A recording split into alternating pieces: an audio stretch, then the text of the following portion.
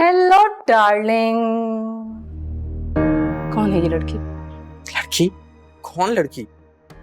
जो लड़की आपको डार्लिंग बोल रही थी, ये लड़की कौन है दी? Are you mad? ऐसा मुझे भला कोई ऐसे क्यों बोलेगा? तुम्हें कोई गलतफहमी हुई है। लो फोन। अगर रशीद को सरफराज साहब के बारे में मालूम हो जाए तो फिर? तुम्हारे पास कोई सबूत नहीं है। मेरे पास क्या है और क्या नहीं, जब तुम्हें पता चलेगा ना तो तुम्हारे पैरों तले जमीन निकल जाएगी। मुझे डराने की कोशिश कर रही हो? अल्लाह, मैं तो डर गई। नहीं मैडम, मैं सिर्फ तुम्हें इतना बताने की कोशिश कर रही हूँ कि वीडियो बनाना मुझे भी आता है। मुझे आपकी सफाई नहीं सुननी, मुझे सिर्फ सच जानना है। सच पूछो तो मुझे पता ही नहीं चला कि कब और कैसे मैं उसके इतना करीब आ गया था। तो इसका मतलब है आपने बेवफाई की है मुझसे? नो, ऐसा कुछ नहीं है। मैंने तुम्हारे साथ कोई बेवफाई नहीं की है। आप उसके करीब हो गए और आपको लगता है कि आपने मुझसे बेवफाई नहीं की। अगर तुम मुझसे इस तरह नाराज रहेगी तो मैं कसम से मैं पागल हो जाऊंगी। पागल तो तुमने हम सबको कर दिया है। आमना बेटा, बस तू ना एक बार मुझे कह दे कि तूने मुझे माफ कर दिया। ठीक है, इजहार से पूछ के बताऊंगी। चलिए, मैं तुम्हें वार्न कर रही हूं, वरना इस बार तुम्हारा ठिकाना पागल खाना नहीं, कहीं और भी हो सकता है। तुम अपने अंजाम से वाकिफ नहीं हो।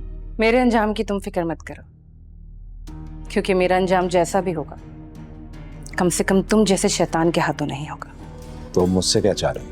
मैंने सुना है कि आपका एक ऑफिस खाली है, क्या वो मुझे अपने बिजनेस के लिए मिल सकता है? इस ऑफिस का किसने बताया तुम्हें? बस अंकल, मुझे पता चल गया।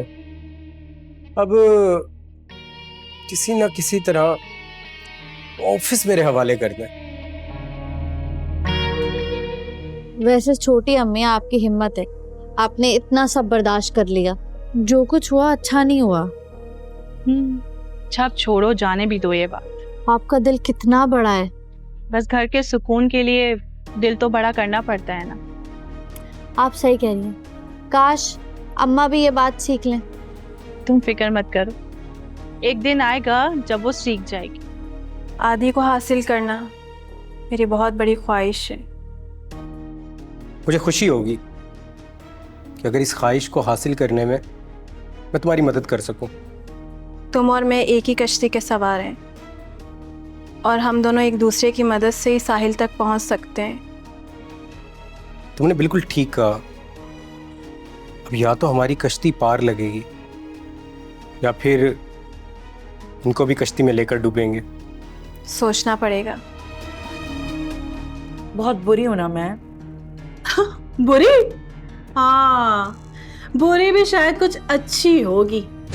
अब तुम हद से ज्यादा बढ़ रही हो। आखिर तुम इस घर से मुझे निकलवाना क्यों चाह रही हो? देखो ना, सौतन भला किसको बर्दाश्त होती है? मैंने भी किया था ना, और वो भी उस हालत में जब तुम हिलने जुलने के काबिल भी नहीं थी।